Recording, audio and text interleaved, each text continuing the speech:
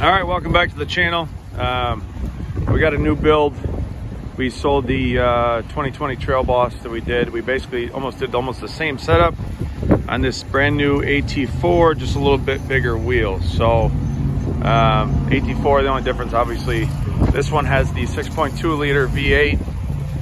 Quite a big difference from the 5.3, even though this is still a little bit better than the old 5.3. We did a 26 by 12 GMC forged wheel, put 37s on, and the 26-inch wheel is nice. As you can see, I mean, I pull a bolt, there's not a whole lot of tire there, but it does look good.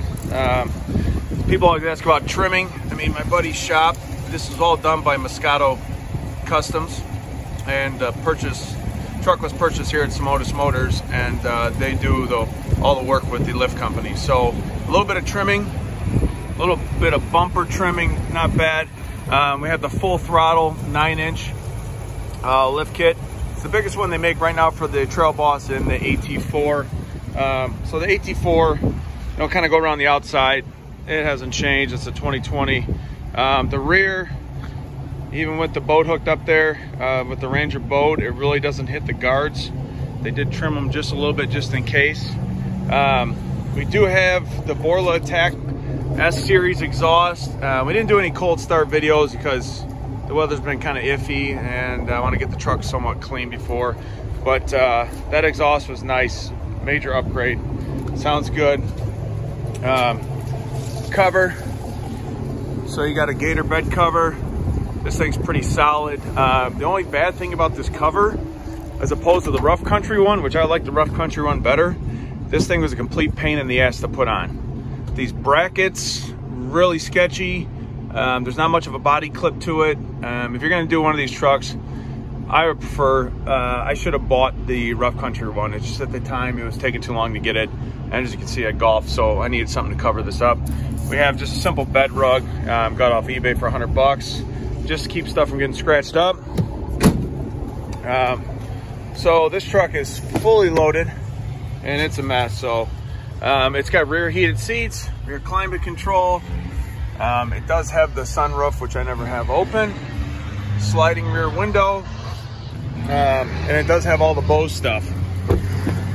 The only bad thing about this whole truck, and it also came with the floor mats, so don't mind my mess, is none of these trucks have real navigation, which is a pain in the butt. So you always got to be on Apple CarPlay, and I don't like doing that. So I don't know why GM does that. Is she paying this kind of money for these trucks? I don't get it. But some of the features, you got rear lighting, all this stuff. Hill ascend, you got an outlet in the back in the bed. Vented seats, heated seats. Like I said, it has rear heated seats as well. The trailering package. The camera, it's got some new stuff, which I pull a boat, so I mean it has all this, which is not hooked up right now. Has all this like 360 overview, and anytime you turn on, there's a regular camera, all these views. Anytime you turn on or plug in the trailer, when you turn on your turn signal, whatever way you're turning, it gives you like a side view. So if you're worried about curving your trailer wheels, it's really nice because you can see pretty much everything that is going on that side of the truck. And all the same stuff here as far as like basically the hands-free control modules. I think I already mentioned the Bose. But all in all, really happy with the build.